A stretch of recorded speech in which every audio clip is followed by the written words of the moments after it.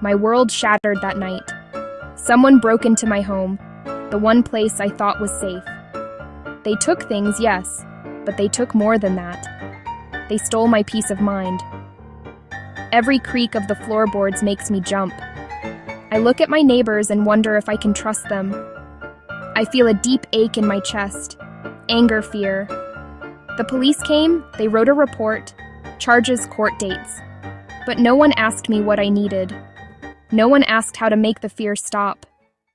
I need to understand why this happened to me.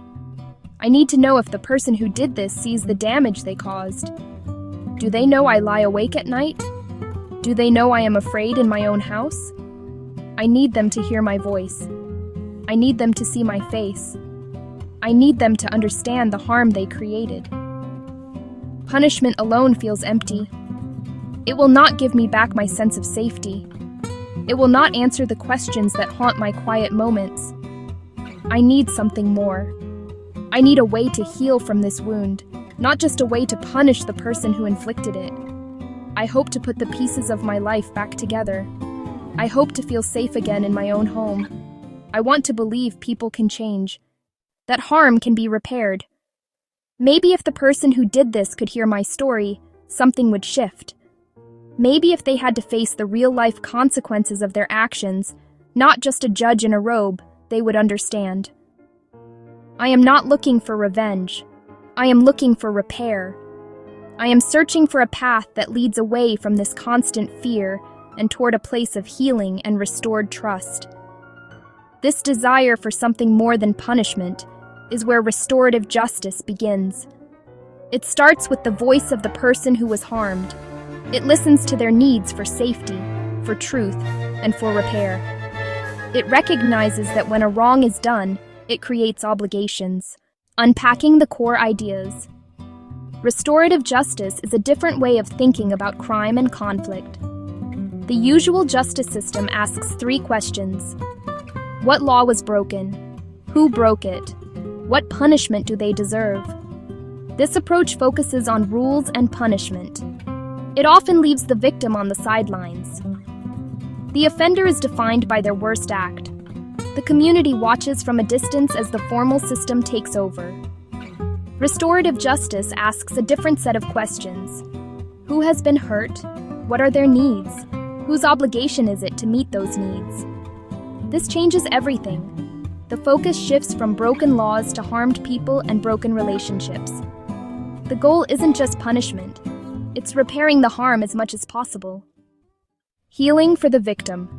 Accountability for the offender, peace for the community. This approach is built on a few simple but powerful ideas. The first idea, harm creates obligations. The person who caused the harm must understand the impact and do what they can to make things right. The second idea, victims should have a voice, a right to be heard, to ask questions, to say what they need to heal. The third idea, the community has a role. Supporting both parties, upholding respect, upholding safety. Ultimately, restorative justice restores balance. Restore the person harmed to security. Restore them to dignity. Safety is the most important rule in restorative justice. Without a deep and unwavering commitment to safety, the process cannot work. It can even cause more harm.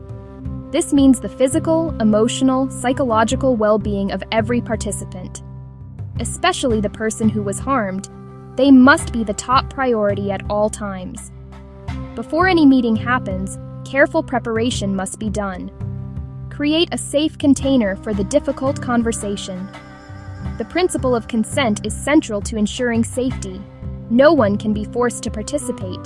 The person who was harmed must voluntarily agree to take part. They have the right to say no at any time, for any reason. They also have the right to choose how they participate. They might not want to meet the offender face to face. They could choose to write a letter to be read aloud. They could have a trusted friend or advocate speak for them. Giving the victim control over their participation helps restore agency. A trained facilitator plays a critical role in establishing and maintaining safety. This person is not a judge, but a guide. The facilitator meets with the victim separately. The facilitator meets with the offender separately. They listen to each person's story. They explain the process clearly. They set ground rules for respectful communication. During the meeting, the facilitator ensures rules are followed. No one is shamed, no one is blamed, no one is interrupted. The facilitator's calm and steady presence helps everyone feel secure enough to speak honestly and vulnerably. The restorative meeting, often called a conference or a circle, is the heart of the process. It is a carefully structured conversation designed to allow for truth-telling and problem-solving. It is not an argument or a debate. It is a guided dialogue with a clear purpose, to address the harm and decide together what needs to be done. The structure is simple but powerful. The meeting begins with the person who was harmed. They share what happened and how it affected them. Next, the person who caused the harm responds, acknowledges, and accepts responsibility. Afterward, the group creates a plan: apology, restitution, service, counseling, and writes clear steps everyone agrees on. Accountability in the traditional justice system often means one thing: punishment. It is about serving time, paying a fine, or following probation rules. Often, offenders never face the person they hurt or take personal steps to make things right. This is passive accountability. Restorative justice is active and relational. It asks three things: understand impact, take responsibility, take action to repair. This is more demanding than simply accepting a punishment. It requires courage, empathy, and effort, Making amends is the tangible part of this active accountability. If a teen vandalized a park bench, amends can go beyond paying for it. Working with the Parks Department for a month, writing a respectful apology, completing realistic tasks, related to the harm, respectful to the victim, and achievable for the offender. Active amends can restore self-worth and connection. Studies show restorative processes can lower reoffending by building real understanding of consequences.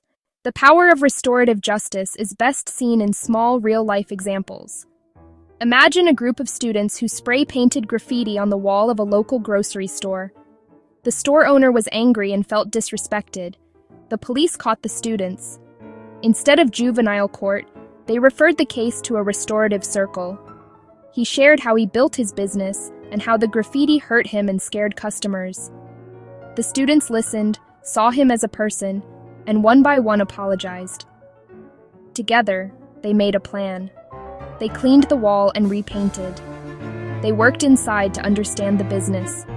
The harm was repaired and a lesson learned. Consider another story: a stolen bicycle. A young woman's only transportation to work was taken. She was devastated. The thief, a teenager from the neighborhood, was caught. In the conference, she described the impact. She had to spend on bus fare and was late to work twice. She felt violated and insecure. He had never thought about these consequences. He stole to help with family bills, not an excuse, but context. He agreed to work part-time at a community center to earn money to pay her back. The director offered the job on the spot. She got her money back. The teen got a job and a mentor, and the community turned harm into an opportunity for growth and connection. Restorative justice is powerful, but it is not a magic solution for every situation. It requires willing participants. If the victim declines or the offender refuses responsibility, it cannot proceed. Severity matters. In cases like murder or severe sexual assault, RJ is complex, risky for re-traumatization, and must be led by highly skilled facilitators. Successful dialogues exist, but are rare. Many programs start with property crime and minor assaults to build trust. Implementing RJ needs training, education, funding, patience, long-term commitment. Access must be equitable, regardless of race, income, or background. The journey toward a more restorative world begins with small, intentional steps. It starts not in a courtroom, but in neighborhoods, schools, families. The first step is to start talking about these ideas. Ask leaders what they're doing to address conflict in ways that repair harm. Build skills, listen better, ask open questions, learn facilitation. Start small, focus on a clear need, train committed community members, partner with courts and police while maintaining community ownership. Grow steadily, be transparent, and keep equity at the center. Across the globe, a quiet but pervasive crisis is unfolding, one that erodes the very foundation of our civic life. A profound lack of trust between citizens and the governments that serve them. Decisions are often made behind closed doors. Budgets are presented as impenetrable walls of numbers. The processes that shape our communities feel distant and obscure. This creates a fertile ground for suspicion, where citizens begin to assume the worst about how their money is spent and how critical choices are made. This erosion of trust is not merely a matter of public perception. It paralyzes progress, stifles civic engagement, and ultimately weakens the fabric of society.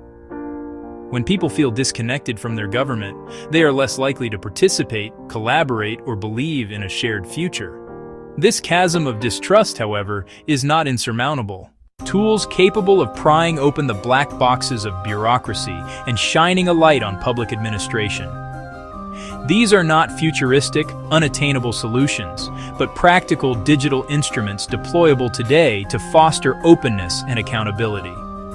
From simple open data portals that make government information accessible to everyone, to complex systems like blockchain, creating immutable, tamper-proof records. The central promise is simple: make government actions visible, verifiable, and understandable to the people they serve. Imagine tracking your tax dollars from the moment they're collected to the exact school, road, or hospital they help fund. This essay will show how digital tools and blockchain can dismantle walls of opacity, use real-world examples to prove their power, and provide a roadmap for leaders and citizens to build honest, responsive, trustworthy governments. The journey to transparency is not just a technical upgrade, it's a fundamental rebalancing of power. By making information universally accessible and processes verifiable, technology empowers citizens to be active participants instead of passive recipients. It turns governance from a monologue into a dynamic dialogue between people and elected officials. This shift restores faith in public institutions and ensures they work for the collective good. The ultimate goal: honesty as an ingrained, verifiable feature of government. The path to a more transparent government does not require a sudden, massive leap into complex, untested technologies. Instead, it begins with simple, intuitive, widely available tools designed to make public information accessible to all. The most fundamental of these is the Open Data Portal. Think of this as a digital public library. City budgets, public employee salaries, crime statistics, business licenses, published in a clean, organized, machine-readable format. Instead of being locked in cabinets or buried in convoluted PDFs, this information is available for anyone to download, analyze, and repurpose, free of charge. These portals are catalysts for civic engagement and accountability. Journalists can uncover waste or corruption. Entrepreneurs can build helpful apps.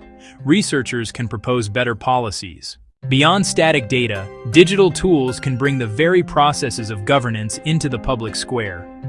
Live streaming city council meetings and public hearings on platforms like YouTube and Facebook removes physical barriers to participation.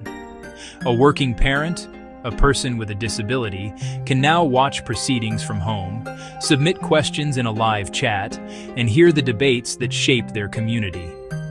Similarly, online feedback platforms and participatory budgeting tools allow citizens to propose ideas, report issues, and vote on how a portion of the public budget should be spent, transforming them from passive observers into active collaborators. While open data portals make information available, they do not guarantee accuracy or that data hasn't been tampered with. A government could alter a database to hide facts or change a digital record to favor a party. This is where blockchain offers a revolutionary solution. At its core, a blockchain is a shared, distributed digital ledger, thousands of identical linked notebooks across a network. New entries are broadcast, verified by participants, then added as a block to the chain. Each block is cryptographically linked to the one before it, creating a chronological, unbreakable chain. To alter a record, you'd need to change that block and every block after on a majority of computers, an incredibly difficult task. This structure makes blockchain immutable, ensuring the integrity of its information. Recording procurement end-to-end, initial bids to final payments, creates a permanent, auditable trail. No secret bid edits, no hidden favors without a footprint. Land registries, aid tracking, even voting systems gain verifiable integrity. To see real-world impact, look to the Republic of Georgia. After independence, property rights were insecure, bureaucratic, slow, and vulnerable to corruption and fraud. Citizens faced opaque processes, disputes, and low confidence, stifling investment and development. In 2016, NAPR partnered with Bitfury to anchor the digital land registry to a secure, private blockchain. They augmented, not replaced, the database, using blockchain as a secondary verification layer. Transaction essentials, sales, inheritance, were hashed and recorded on-chain. A unique hash created a permanent, time-stamped, tamper-proof record, independent of the central database. People received receipts linking to the blockchain record, enabling independent verification of ownership. Confidence rose, fraud risk dropped, and registration became faster and cheaper. Georgia shows that incremental integration can secure rights, reduce corruption, and stabilize the business environment, delivering a more honest government. While digital tools and blockchain offer immense potential, it would be naive to view them as a magic bullet. The digital divide, connectivity, skills, devices, can exclude the most vulnerable. Moving services exclusively online without equity risks a new form of exclusion. Bureaucratic inertia and fear of scrutiny resist radical transparency. Some resist because openness disrupts entrenched interests. Building secure portals and robust blockchain apps requires investment, development, infrastructure, security, and ongoing maintenance and staffing. Smaller municipalities may lack budget and skilled teams, risking digital ghost towns. A polished portal can still be a veneer. Cherry-picked releases hide controversy. Bad blockchain design can legitimize bad data. Technology is a tool. Without honest intent, legal access frameworks, and a watchful civil society, advanced systems can serve control rather than empowerment. Address the digital divide. Invest in connectivity and create access points in libraries, community centers, and government offices. Commit to digital literacy so everyone can find, understand, and use public information. Start small, scale smart, pick visible, high-impact pilots like broken sidewalks where data is straightforward. Demonstrate success, prove value, and win over skeptics. Iterate based on real-world use before a wider rollout. Implement robust governance, anonymize data, publish clear privacy policies, empower independent oversight. Build privacy by design so verification doesn't expose personal details. Pair tech with strong FOI laws and a vibrant ecosystem. Journalists, academics, watchdogs, via grants and civic hackathons. Ensure data is used to scrutinize action and drive positive change. Transparency requires unwavering leadership. Leaders must champion a clear vision for an open, honest, collaborative government. Make public commitments and weave transparency into policies and communications. Fund portals, training, and pilot projects. Frame as investments in efficiency, development, and trust. Transparent procurement reduces fraud and boosts competition. Identify innovators, give them cover to experiment, celebrate wins, and formalize roles like an Office of Innovation or a Chief Data Officer. Be accountable, share successes and failures, use data to engage the public in fixing problems. Model a culture where data drives learning, not blame. Leaders must build the political and cultural infrastructure where transparency can flourish. Technology can open the doors of government, but citizens must walk through them. The promise of honesty, is a two-way street requiring an engaged citizenry. Pay attention, visit the Open Data Portal, explore the interactive budget, tune into council live streams. Public attention signals that transparency is valued and actions are watched. Use feedback apps to report problems. Submit ideas and vote for neighborhood improvements. Be a watchdog. Anyone can analyze public data to drive change. With technical skills, build apps and do deep dive analyses at meetups. Advocate for stronger FOI laws, digital access, and user-friendly tools. Bottom-up pressure creates political will when citizens demand and responsibly use transparency. The distrust separating citizens and governments is not irreversible. With intention, courage, and smart application of technology, it can be repaired. Simple tools make government visible and understandable. Cryptographic security provides unbreakable integrity, verifiable by all. Together, these tools lead to a government that is more efficient and more honest. But the journey faces human challenges. The digital divide, institutional inertia, superficial implementation. Leaders must champion, resource, cultivate openness, pilot, learn, and protect privacy. Citizens must use the tools to scrutinize budgets, report problems, contribute ideas, and hold officials accountable. An open government is only as powerful as the engagement it inspires. Technology is not the savior, but it is our most powerful tool to build open, accountable, and trustworthy governments worthy of a thriving 21st century democracy.